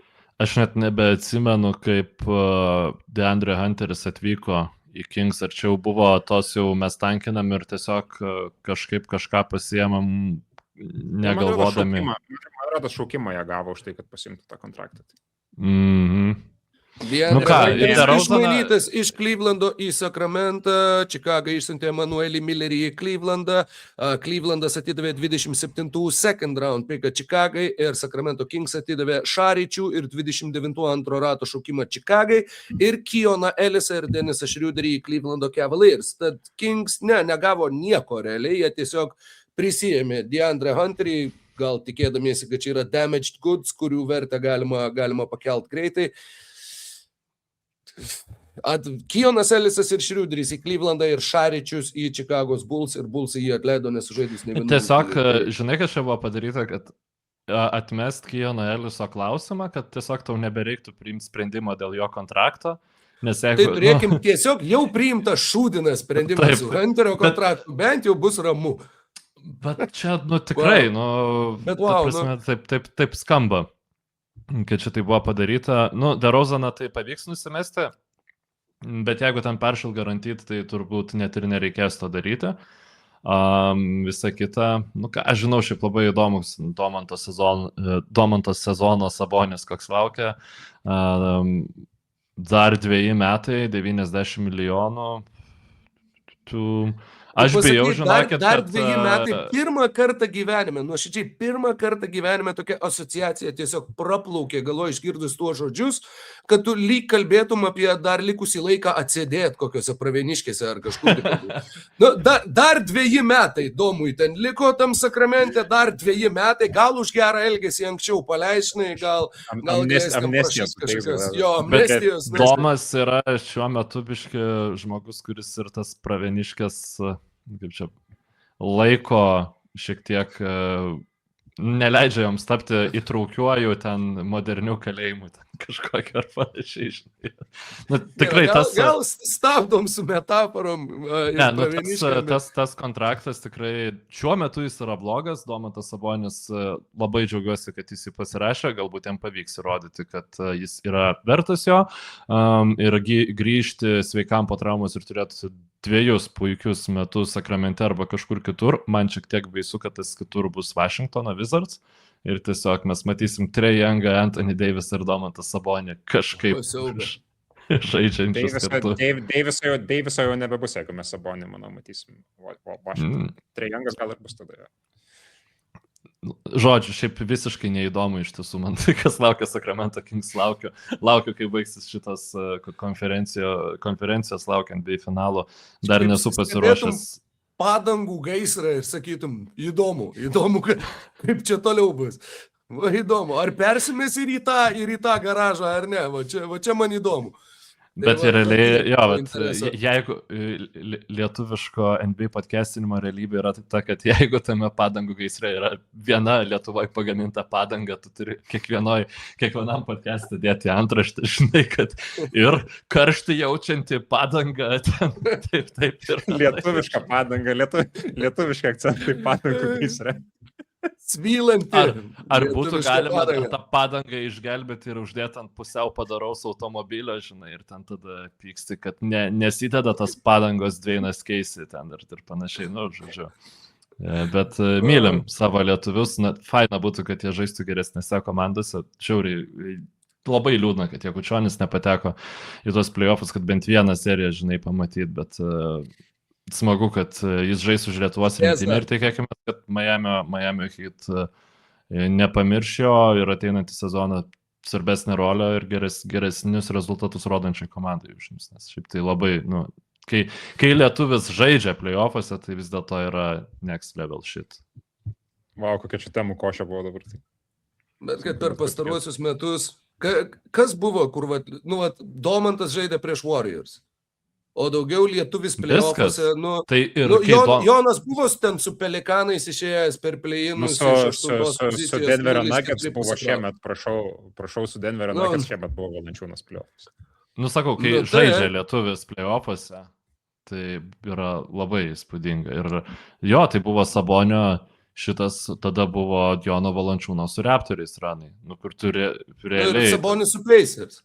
Sabonis su Pacers, kur buvo ta viena labai gera serija su Clevelandu 3-4, kur buvo tas Indianos pikas su Oladipo Bogdanovičiumi ir Edmondu Sumneriu and shit.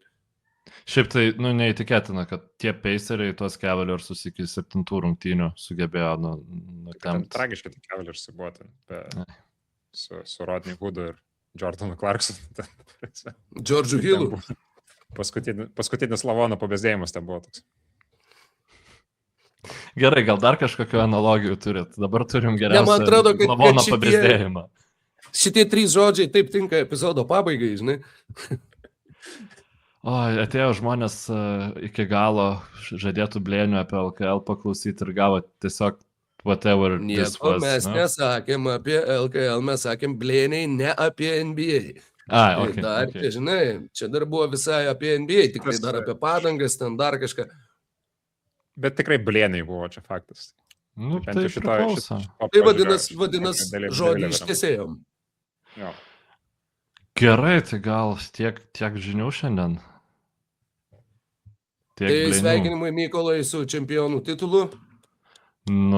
Jeigu interneto džiaugsmo policija leis džiaugtis, tai pasidžiaugsiu, bet dabar visi matau sąmokslo teorijos, kad čia vis dėlto teisėjai nusprendė, kad metas Arsenalui pasidžiaugti, nes kad būtų labai prastai, jeigu bausmė Manchester City nulemtų lygos čempionus, tai reikėjo duoti, kad kažkas paprastai laimėtų ir tada tiesiog nubaugs Manchester City. Nu, žodžiu, visas teorijas žmonės sugalvos tik tam, kad nepripažintų, kad vis dėlto komanda, kuri beveik 6000 minučių sužaidė šį sezoną, nusipelnė to, ką pasiekė. Aš džiaugiuosi. Bet kad Premier League koruptas faktai yra faktas. Bet laimėtas titulas yra laimėtas titulas ir iš jo nereikia atiminėti džiaugsmo iš žmonių. Nekorupt visiems žiūri ir žaidži. Klubai žaidžia, fanai žiūri, žinai. Vienas buvo labai smagus faktas. Evertonas laimėjo 3-0, kai buvo stadione kovo 20 kažkilintą prieš Chelsea. Ir tai buvo ne tik paskutinė Evertono pergalė, nes sezono pabaiga buvo tokia, kad net vėliavos šiandien čia ant sienos nėra, nes taip truputį auč. 7 rungtynės, 0 pergalių, 3 taškai, kartu su Burnley tiek pat taškų surinkom per paskutinės 7 rungtynės. Ir keliose rungtynėse pirmavot? Bent 4 pralošti taškai iš arba laiminčiųjų pozicijų, arba iš lygiųjų per injury time goals. Bet tai buvo ne tik paskutinė pergalė tą kovo 21 prieš Chelsea.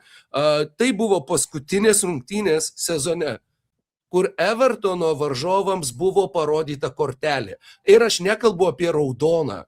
Aš sakau, bet kokia kortelė. Paskutinį kartą buvo parodyta prieš 8 turus. 60 pražangų buvo padaryta prieš Evertoną per visas likusias rungtynės. Aš nekalbu apie baudinius, aš nekalbu, kur West Hamo bičas kumščiu numušė kamuolį tiesiog baudos aikštelį ir kur tiek tų akivaizdžių situacijų, kur tiesiog absurdas ir nesuvokiama ir tuo pačiu suvokiama, nes Premier League corrupt as fuck, bet tuo pačiu kodėl, kaip tai gali būti realu. Bet, sakau, paskutinė kortelė buvo parodyta 30-am, kelintam čia, 31-am ture. Amen. Amen. Tai tiek, čia gal buvo paprastesnis futbolas, kai galbūt šitie naratyvai, jie, net ne naratyvai, bet tiesiog statistikos, šitie galbūt fanus skauduliai, nes man atrodo, kad kiekvienos komandos fanas, dabar irgi ten Eurolyga Olympiakos laimėjo, tai irgi, mačiau, jau išėjo tekstas, kad teisėjai palankiausius sprendimus prie Olympiakos klubui skyrė. Ir tiesiog visada, žinai, tos teisėjų neteisybės buvo, bet aš nepamenu, kad jinai tokių dominuojančių naratyvų absoliučiai bet kokiame kontekste taptų. Prasme, bet koks titulas, bet koks pralaimėjimas yra pirmiausia apie teisėjus. Ir man atrodo, kad visiems čia varo yra dalykas, peržiūrų dalykas krepšinėje, nes irgi prisidėjo tų daugiau, kad tu, kai matai, kad žmonės peržiūri tuos sprendimus ir visiems nesupranti veiksmų sekos, kaip jie priimami yra. Kaip škotų Premier lygos titulą, kaip iš Harcų, visiškai nukniso, visiškai žiauriai. Prieš paskutinės rungtynės Celtic prieš Motherwell bičas galva išmuša kamuolį iš baudos aikštelės ir Celticas muša baudinį, nes tipo buvo handball, kur net nėra iš pakartojimų, nesimato per kurią vietą. Po VAR peržiūros ar SPL-as neturi? Po VAR peržiūros, šiaip nieko nebuvo, bet tada VAR peržiūro ir tu nusprendi, kad jisai ranka lietė kamuolį. Kai jisai iš baudos aikštelės mušė kamuolį galvą taip, kad jis į kokią 8 eilę gal nuskrido, žinai, už šoninės linijos. Tai, kaip tu, kur tu tą ranką ten galėjai įkišti taip, kad kamuolys vis tiek nulėktų tiesiog tokį atstumą, kad tokia jėga būtų. Žodžiu, ir tada paskutinės rungtynės ir muša įvartį Celtic, irgi palauk, man atrodo, baudinį netgi gavo muštą abejotiną ir net nebuvo finalinio švilpuko, bet Celtico fanai išbėgo į aikštę, Harcų žaidėjai bėgo tiesiog slėptis nuo Celtico sirgalių. Final whistle net nebuvo. Yra audio įrašas, kur teisėjas sako, blemba, bet aš šiaip dar nesušvilpiau, kad rungtynės baigės. Pofik, kažkaip tai baigėsi, tipo, Celticas čempionai. Kur, sakau, VAR yra a tool for corruption ir tai yra faktas. Ir tai buvo Kataro čempionate, tas jau pirmose rungtynėse matėsi, niekada nepamiršiu, Kataras žaidžia su Ekvadoru ir tipo gauna, Ekvadoras įmuša įvartį, yra peržiūra, ar buvo nuošalė ar ne. Ir VARas taip fainiai prisisumina prie kažkur, 2 žaidėjai stovi vienas prie kito, jo, čia tas biški labiau išlindęs, kur net netenka kamuolys buvo. Net tas žaidėjas mušė tą įvartį. Tai buvo tiesiog fancy prizūminimas prizumint prie belekur, kad tu su tokiu 3D grafikom galėtum parodyti, kad jo, čia reikia anuliuoti tą įvartį prieš Kataro rinktinę. Nu, žodžiu, sakau, varas yra korupcijos įrankis ir aš mirsiu ant šitos kalvos, taip sakant, ir manęs niekas neįtikins kitaip. Ir žinai, kad nėra komandos, kurios fanai neturėtų savo rinkinio tų sprendimų, kurie yra prieš juos. Nu, tu prasme, Sparsų fanai sakys, kad Arsenalas negavo ten nei vienos, arba visų kitų komandų fanai, nei vienos raudonos kortelės šiais metais ir nei vieno pendelio, žinai. Nu, tipo, Arsenalo fanai sakys, kad čia vis dėlto yra geriausia gynyba Europoje, žinai, ir gali parodyti pluoštą visiems sprendimų, kurie buvo nesuprantama kaip priimti prieš Arsenalą ir yra 30 komandų Premier lygoje su tokiais pačiais rinkiniais, juos nėra sunku pasižiūrėti. Ir lygiai taip pat yra absoliučiai visose lygose, kur yra varas. Tu prasme, kai yra tiesiog gyvai teisėjų neteisingai priimami sprendimai, yra lengviau, žinai, susitaikyti. NBA, su kiekvienu SJ metimu, kiekviena pražanga, tas irgi compilationas, kur SJ po kiekvieno metimo nukrenta. Šiaip visai smagu būtų, jeigu vis dėlto pralaimėtų šitoks krepšinis vakarų konferencijos finale. Nežinau, With 3 rounds of matches to go, Everton are the only team in the Premier League yet to have a VAR overturn go in their favor. In fact, no other team has fewer than 2. The last time the Toffees gained from a VAR review was in January 2025 for a penalty at Brighton. Ir sakau, o į kitą pusę yra absurdiškai pats esimatęs kompiliacijas. Žodžiu, išliejom emocijas, ne, Paulius tiesiog suraukęs antokius pasėdėjo ir pasiklausė, kaip du suaugę vyrai vaikiškom temom lieja savo nuoskaudas ir džiaugsmus.